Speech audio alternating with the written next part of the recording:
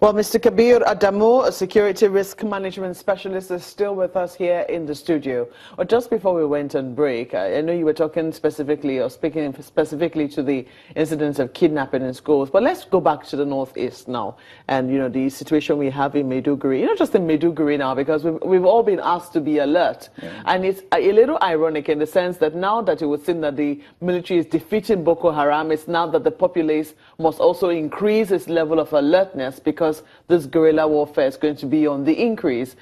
From what you've seen so far, when you look at, you say you visit Maiduguri a lot and you see a lot of sitting targets, but even outside of Maiduguri, which is the theater of operations now, or Borno State, or even the Northeast, what do you see down south when you're coming further down south? Are you seeing that people are aware of their surroundings and, putting measures in place to ensure that, attacks like this don't just easily happen? I must commend the Borno State government and to an extent the federal government for the advocacy campaigns they're doing. Since this government, came into place in May 2015, we've seen several advocacy campaigns. If you're on the national networks, there is an advocacy campaign on situational awareness. What happens during a bombing incident? How do you respond? That's very, very good. In Borno State, there is a lot of advocacy campaigns to go in on the media, both in the local language, but we need to see an extension of that.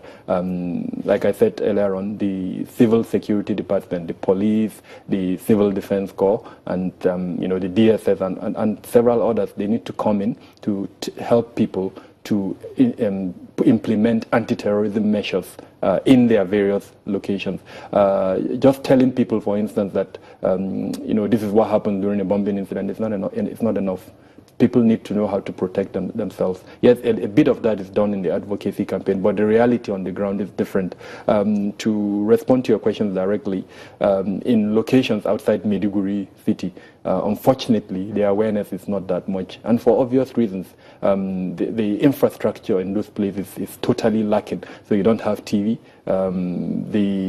Most times the only radio they listen to are international radio stations. If you allow me, I'll mention BBC, I'll mention VOA, Hausa. These are all the Hausa stations, and to an extent the German radio service. Those are the ones they listen to. They are doing their bit, but remember that their motive, their objective is slightly different from what the government is trying to achieve. So I need to see a bit more of that kind of advocacy, and we need to see the security department, civil security departments coming in to help. There is nothing stopping the police, for instance, like it happens in other climes, where if you log into the police website, you would see standards for the protection, physical security protection of a location. So a school, for instance, a mosque, a church, name them, the Federal Secretariat, there should be standards provided by this department where you log in, and then what that standard does is that it helps you understand the minimum. If a fake security, I'm sorry I'm using that word, professional comes in and says, okay, pay this amount of money,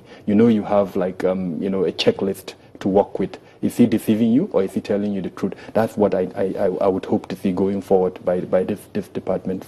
Now, considering the use of IEDs, is there anything that governments can do to, reduce how it is that this IEDs are made? Some people say it's extremely difficult, but is it even possible? It's very possible. Other countries that have encountered it, they've done a lot. I know that the Nigerian government is doing a lot.